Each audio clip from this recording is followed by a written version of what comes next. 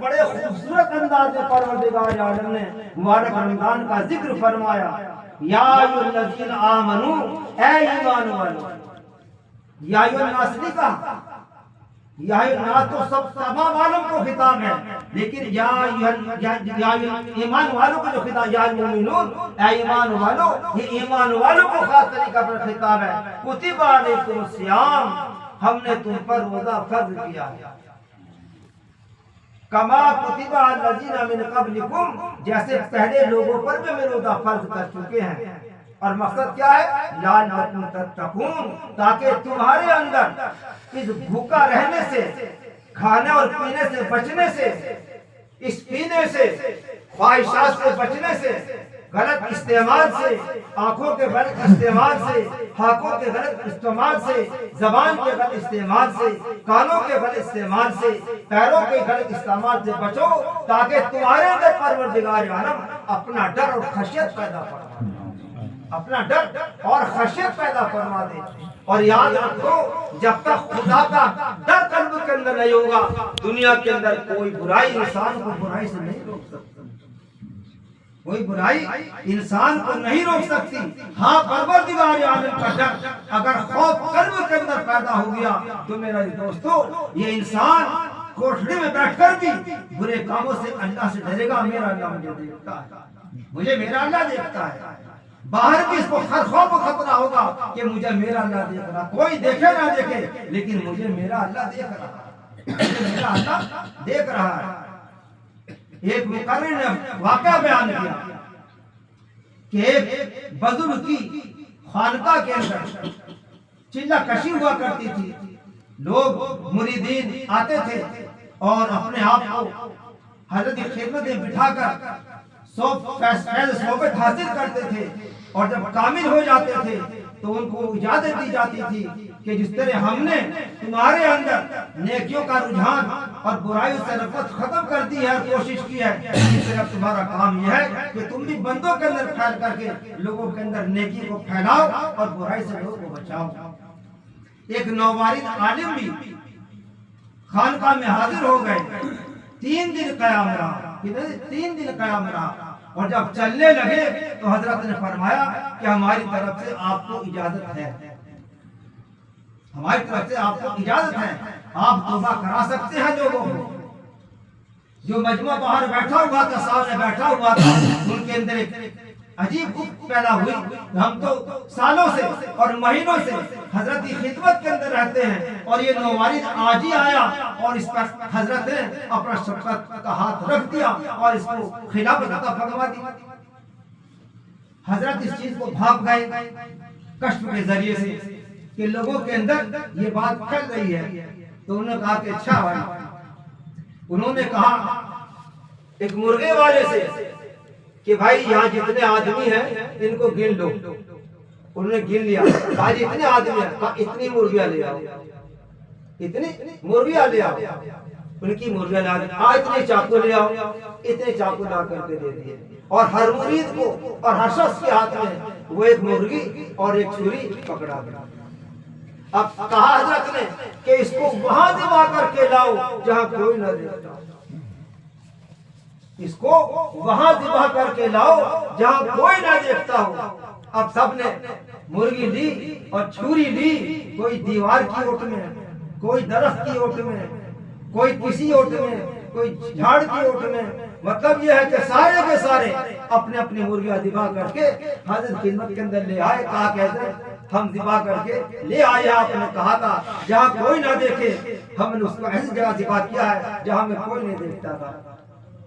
اب وہ نووارد عالم جو 3 ہی دن کے اندر آیا تھا اور خدا نے اس کے اندر وہ کیفیت پیدا فرما دی، وہ روتا ہوا حضرت کی خدمت کے اندر حاضر ہوا کہ حضرت میں اس کو کہاں ذبح کروں گا،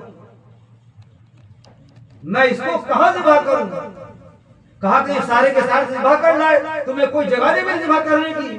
کہا کہ جہاں بھی میں ذبح کرنے کے لیے بیٹھتا ہوں اور اس کی گردن پکڑتا ہوں اور چھری اس کی گردن پر رکھتا ہوں، مجھے فوراً خیال آتا ہے کہ میرا اللہ مجھے دیکھ رہا ہے، میرا اللہ مجھے دیکھ رہا ہے. حضرت نے فرمایا کہ تم نے دیکھ لیا، तुम ने देख लिया तुम्हारे अंदर वो कैफियत अब तक पैदा नहीं हुई जो इस नवारी 3 दिन के अंदर वो कैफियत खुदावंद कुद्दूस ने पैदा कर दी। तो जब ये खशियत वाली खुदावंद कुद्दूस कैफियत पैदा कर देते हैं तो इंसान खलवत में भी और जलवत में भी खुदावंद कुद्दूस से डरता है, उसके सामने हर वक्त खुदावंद कुद्दूस रहता है। हजरत अब्दुल्लाह इब्न उमर रज़ियल्लाहु ताला अन्हु जंगल के अंदर थे, गर्मी का जमाना था। एक चरवाहे को देखा बकरियां चरा रहा है, हजरत के साथ चंद लोग भी थे। हजरत ने उस बकरी वाले से कहा एक बकरी दे दो हमें, हम इसको ज़िबा करेंगे, पकाएंगे, तुम भी खाना हम भी खाएंगे, और जब मालिक पूछेगा कि बकरी कहाँ गई तो कह देना भेड़िए ने खा ली। इस चरवाहे ने जो रोजे की हालत के अंदर था, हजरत से कहा कि हजरत आपने ये बात तो कह दी है कि कह देना भेड़िए ने खा ली, लेकिन जो परवरदिगार आलम देख रहा है मैं उसे क्या जवाब दूंगा। कहने लगे आइन अल्लाह कहाँ गया? अल्लाह तो हर जगह देख रहा है, आपका ये कौन कि कोई नहीं देख रहा है, यहाँ जंगल के अंदर कौन नहीं देखने वाला है? बहाना बना कर कह देना कि बेड़ा बकरी खा गया। कहा कि हाँ ये बहाना बनाया जा सकता है, लेकिन परवरदिगार आलम तो देख रहा है, उसको क्या जवाब दूंगा? कहा कि अच्छा तुम्हारा क्या नाम है? कहा मेरा नाम है। कहा किसकी बकरा चलाते हो? कहा कि मदीने के अंदर फना शख्स की बकरा चलाता हूँ। कहा कि अच्छा। अब हजरत यहाँ से फारिग होने के बाद में उस मदीने के अंदर उस साहबी घर गए और जाके मुझे बजाई और आने के बाद कहा कि फला शख्स नाम का आपकी बकरा चलाता है। कहा कि यहाँ हमारी बकरा चलाता है, हमारा गुलाम है और हमारी बकरियां चलाता है। कहा कि अच्छा कितनी बकरियां है आपकी? कहा कि इतनी बकरियां हमारे पास मौजूद है और ये इनको चलाता है और ये हमारा गुलाम भी है। कहा गुलाम कितनी कीमत का है आपका गुलाम? उन्हें कीमत बताई। कहा बकरी कितनी कीमत है? कहा इतनी कीमत है। कहा ये लो पैसे। गुलाम भी आजाद है और गुलामी की सारी बकरियां। तो मेरे दोस्तों जब इंसान के अंदर ये बात पैदा हो जाती है तो फिर परवरदिगार आलम का इंसान बंदा बनता है। फिर जो जुबान से कहता है अल्लाह वो कहता है, अल्लाह वो करता है। अल्लाह कहता है गुफ्ताओ अल्लाह बुअत गर्ज हुलकुम अब्दुल्लाह बुअत, उसका कहा हुआ अल्लाह का कहा हुआ होता है, अगरचे बंदे की जबान से निकलता है। अगरचे निकलता कहां से? बंदे की जबान से।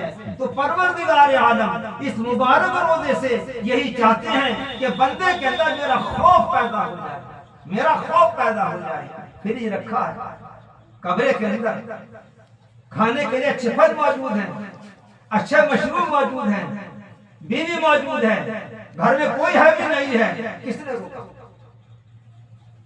किसने रोका? अल्लाह ने। किसने रोका? अल्लाह ने रोका। और जिसको अल्लाह ने रोका वो रुक गया तो अल्लाह पर कहते हैं कि जब ये मेरे कहने से रुक गया तो मैं इसको जो ये कहेगा वो जरूर करूंगा। रिवायत के अंदर आता है लिखुलूफि फमी साइम अत्यबु इंदल्लाहि मिन रिहिल मिस्क, कि रोजेदार के मुंह से निकलने वाली बू परवरदिगार आलम के यहाँ मुश्क से ज्यादा पसंदीदा है। कि भाई मुझे भूख की हालत में कैसी बू निकलती है? अल्लाह कहते हैं मुझे मुश्क से ज्यादा पसंदीदा है। फिर आगे इरशाद फरमाया, हदीस कुदसी है, फिर आगे इरशाद फरमाया जब खुदा तबारक व तआला इन्नमा यज़रु शहवतुहु व तआमुहु व शराबुहु लियजली फस्तौम ली व अना यज़ीही। कहा सारी चीजें मौजूद थी इसके पास, लेकिन इसने अपनी शहवत को लगाम दी और पूरे दिन शहवत से रुका रहा। खाने के लिए अच्छे फल मौजूद थे, खा नहीं सका, सारी चीजें मौजूद थी, लेकिन सिर्फ मेरे डर ने खिलाया नहीं। पीने के लिए मशरूम मौजूद थे, घर में कोई नहीं था बड़े आमदा पी सकता था, लेकिन पीने से किसने रोका? मैंने रोका। कहा जब इसने ये 3 काम मेरे वास्ते किए हैं, अल्लाह ने फरमाया बस रोजा मेरे वास्ते है और मैं ही उसका बदला दूंगा और या मैं ही उसका बदल। अब अंदाजा लगा ले, जिसका परवरदिगार आलम बदल हो जाए तो मेरे दोस्तों उसके तुम्हारे किनारे हो गए। एक ایک MLA یا ایک DM یا ایک کیا کہتے ہیں پردھان منتری ہمارے سر پر ہاتھ رکھے تو ہماری عزت کا اور ہماری خوشی کا کیا ٹھکانہ ہوگا؟ بتا کوئی انداز لگا سکتے ہو اس کا؟ ایک پردھان منتری ہمارا دوست بن جائے، آگے سے میرے پردھان منتری، حالانکہ کیا ہے 5 سال کے بعد ختم معاملہ اس کا، 5 سال ختم معاملہ اس کا، اگر وہ ہمارے اوپر ہاتھ رکھ دے یا کسی کو پتہ چل جائے اس کا تعلق پردھان منتری سے ہے تو میرا لوگ کتنے لوگ عزت کریں گے؟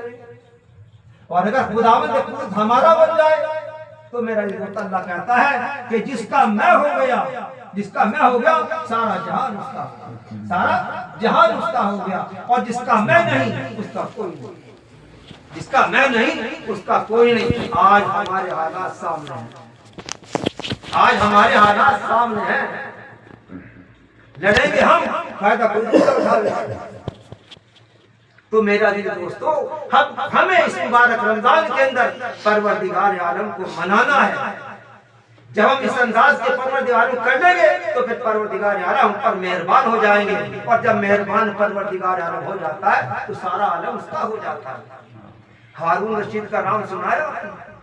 حضور اکرم صلی اللہ علیہ وسلم کی چچا کی اولادوں میں سے پوتا پڑپوتا، بڑا بادشاہ ہے، عباسی بڑا بادشاہ ہے، اور فضائل کتابوں کے اندر بڑے ان کے واقعات لکھے ہوئے ہیں۔ ایک واقعہ، ایک مرتبہ انہوں نے اپنے تمام بزرگوں کو اکٹھا کیا اور اپنے تمام قریب بانجوں کو اکٹھا کیا، اور اکٹھا کرنے کے بعد کہا کہ دیکھو میرا ملک کتنا بڑا ہے۔ کہا جی آپ کا ملک کئی لاکھ مربع کے اندر پھیلا ہوا ہے۔ کہا کہ بیٹھ جاؤ، بیٹھ گئے سب کے سب۔ کہا کہ اچھا میری بساط کے مطابق آج مجھ سے جو مانگو گے وہی دوں گا، آج میری بساط کے مطابق تم جو مانگو گے وہی دوں گا۔ اب سارے وزیر وزراء آپس میں مشورہ کرنے لگے، اور بچہ بننے بعد میں ہم نے کہا جی مجھے فلاں ملک چاہیے، جی مجھے فلاں شہر چاہیے، مجھے فلاں عہدہ چاہیے، مجھے چاہیے، مجھے چاہیے۔ سب نے اپنے اپنے نام لیے، اور باندھی کو تمہیں کیا چاہیے؟ سب نے کہا کہ ہمیں یہ چاہیے، مجھے چاہیے، مجھے چاہیے۔ ایک باندھی خالصہ تھی، ایک باندھی اس کی خالصہ تھی جو کالی کلوٹی تھی، جو کالی کلوٹی تھی۔ خالصہ نے پوچھا کہ تم نے کچھ نہیں کہا؟ کہا کہ میں جو مانگوں گی دے دو گے؟ کہا کہ جس طرح انہوں نے مانگا ہے اور میں نے ان کو دیا ہے میں تجھے بھی دوں گا، میں تجھے بھی دوں گا۔ کہا کہ اچھا اقرار کرو سب کے سامنے کہ جو یہ مانگے گی میں دوں گا۔ انہوں نے اقرار کیا کہ ہاں ٹھیک ہے جو مانگے میں دوں گا۔ اس نے آ کر کھڑے ہو کر بادشاہ کے سر پہ ہاتھ رکھ دیا، بادشاہ کے سر پہ ہاتھ رکھ دیا۔ کہا کہ میں نے تو یہ کہا تھا چیزوں میں سے جو چیز مانگے وہ دوں گا، میں کوئی چیز چھوڑا ہی ہوں۔ اب جناب وہاں ہم جیسے کچھ آدمی تھے نہیں، سارے کے سارے وزیر وزراء عالم آدمی تھے، مفتیان کرام تھے، بڑے بڑے عہدے ہوتے فائز تھے۔ انہیں پوچھا بھائی یہ کیا کہہ رہی ہے؟ کہا کہ جی صحیح کہہ رہی ہے، آپ کے اب آپ بھی اللہ کی چیزوں میں سے ایک چیز ہے، اللہ کی چیزوں میں سے ایک چیز ہے۔ تو انہوں نے بادشاہ جلال نے پوچھا کہ تم نے ایسا کام کیوں کیا؟ کہا کہ میں نے کام اس لیے کیا کہ انہوں نے تو ملک مانگا جو آپ نے دے دیا، تھوڑے تھوڑے جیسا جیسے ایسے مانگ لیا انہوں نے، لیکن میں نے آپ کو اس لیے مانگا کہ جو آپ کے ہاتھ میں ہوگا اب اس میرا ہوگا، اب آپ جس کے مالک ہوں گے اس سب کے میں مالک بنوں گی۔ آپ کا جتنا ملک ہے اور اس کی ملک کے اندر جو ملکیت آپ کی ہے اب وہ ساری میری ملکیت ہے۔ تو میرا دوستو جب پروردگار عالم مہربان ہوتے ہیں تو پھر پروردگار عالم ایسا ہی کرتے ہیں۔ ایک انسان کی بساط کیا کہ اپنے آپ کو دے کر سارا ملک دے دیا، اور اگر ہم اللہ کے ہو گئے تو سارا ملک ہمارا ہوگا، سارا ملک ہمارا ہوگا۔ حضرت شیخ سعدی رحمۃ اللہ علیہ جنگل میں چلے جا رہے تھے، دیکھا ایک شخص شیر پر سوار ہو جا رہا، شیر پر، شیر کی شکل ہم دیکھتے ہیں ویسے ہی، اور اگر سامنے ہمارے جنگل میں آ جائے نا تو ہمارے پتے خراب ہو جائیں گے۔ شیر کو دیکھا سوار ہو کر پیچھے جا رہے ہیں، اب شیر صاحب رحمۃ اللہ ڈر گئے اور ڈر کے پیچھے ہٹنے لگے۔ تو انہوں نے کہا کہ ڈرو نہیں، تو وز حکم داور گردن نہ پیچ کہ گردن نہ پیچت ز حکم تو ہیچ۔ کہا ہے ساجی کان کھول کے سن، تو خدا کے حکم سے اپنے ہاتھ کی اپنی گردن مت پھیر، جو پروردگار عالم کا حکم اس کو کر گزر۔ جب تو اس کو کر گزرے گا تو پھر پروردگار عالم تجھے ایسا بنا دے گا جیسا میں ہوں۔ انسانوں پر اس کی حکومت ہی نہیں ہوتی، جانوروں پر بھی اس کی حکومت ہوتی ہے، چرند پرند پر بھی اس کی حکومت ہوتی ہے، سارے اس کے غلام بن کر کے رہتے ہیں۔ بہت سارے واقعے انداز کے میں دو کتابوں کے اندر آپ پڑھتے رہتے ہوں موجود ہیں۔ بس کہنے کی بات صرف اتنی ہے کہ اللہ تبارک و تعالیٰ نے یہ مبارک موقع ہمیں اور آپ کو عطا فرمایا۔ بہت سارے ہمارے بھائی ایسے تھے جو رمضان سے پہلے رخصت ہو گئے یا نہیں ہو گئے؟ ان کے مقدر میں یہ سعادت نہیں، اللہ نے یہ سعادت ہمیں دی، یہ سعادت ہمیں دی، اور اگر ہم اس سے فائدہ نہ اٹھائے میرے دوستو تو پھر نقصان کس کا ہے؟